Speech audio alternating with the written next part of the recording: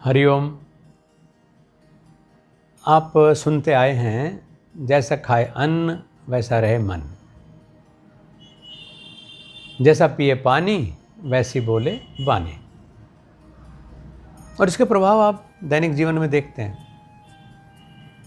कैसे कैसे पानी पी करके कैसी कैसी भाषाएं लोग बोलते हैं, कैसा खा करके कैसे हो जाते हैं। आहार वो है जिससे हमको पुष्टि मिलती है, जिससे हमको शक्ति मिलती है,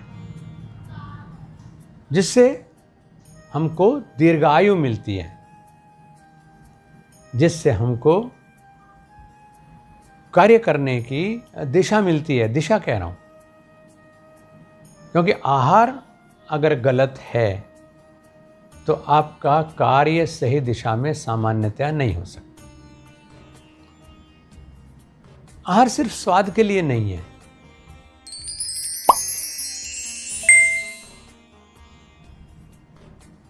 एक बहन ने पूछा कि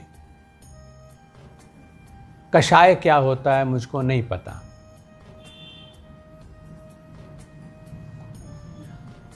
स्वाभाविक है, हम लोग खाना खाते हैं, बस अच्छा लगता है उसको खाए चले जाते हैं। भूख लगती है तो जो मिल जाता है सो खा लेते हैं।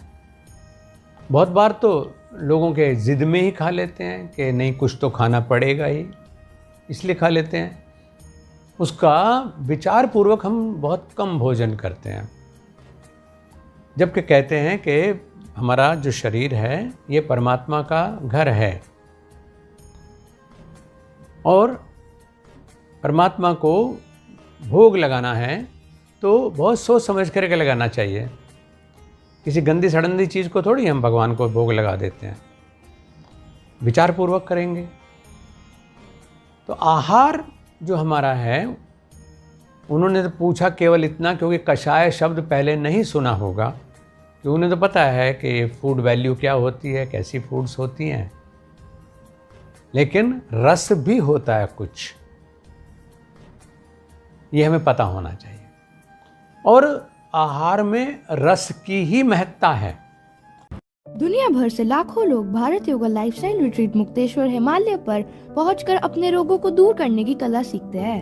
आप भी भारत योगा रिट्रीट मुक्तेश्वर में आइए, वंदनीय गुरुदेव व श्रद्धेय आचार्य जी के सानिध्य में स्वास्थ्य पाइए। एक्सट्रीमली कंफर्टेबल स्टे, टेस्टी सात्विक मील्स, एवरीडे योग and healing therapies. Come and join us.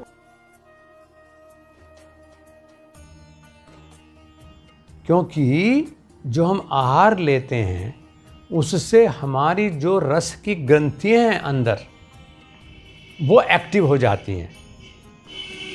कुछ आहार तो ऐसे हैं जिनके बारे में सोचते के साथ आपकी रस की ग्रंथियां डिस्चार्ज शुरू कर देती हैं। मिर्च वाला भोजन है तो मिर्च कहते के साथ चरपरा वाला रसस्राव होने लगेगा। अगर चटपटा है तो आपको उस तरह का रसस्राव होने लगेगा। कड़वा है, नीम, गिलोय, तो आपको चिरायता, आपको वैसा स्राव होना शुरू हो जाएगा। तो आहार में जो रस हैं उनसे हमारी जो रसक ग्रंथियाँ हैं वो एक्टिवेट होती हैं, और जो रस के स्राव हैं वो पाचन को सही करने में, पुष्टि करने में सहयोगी होते हैं। और इसीलिए हमारी भारतीय परंपरा में, योगियों की परंपरा में, आयुर्वेद की परंपरा में किचन नहीं होती है। अब सिविलाइजेशन के नाम पर आपने वो शब्द रिप्लेस कर लिया, लेकिन हमारे यहाँ रसोई है, जहाँ रस परिपक्व होते हैं, जहाँ प्रेम का रस, जो भोजन को बनाने वाली माँ है, भोजन को बनाने वाले भाई हैं, मतलब उनके माध्यम से हम तक पहुँचता है। और आयुर्वेद के सारे रस हमारी रसोई में हैं। तो जो हम खाना खाते हैं, बनाते हैं, तो उसमें रस की प्रधानता होती ही है। वो केवल कुछ तत्व नहीं हैं जिनको हमने पेट में डाल लेना है। षड रस कहलाते हैं जो हमारे शरीर को पुष्टि देने वाले हैं।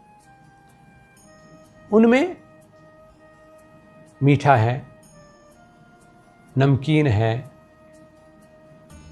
कड़वा है, तीखा है, चरपरा है,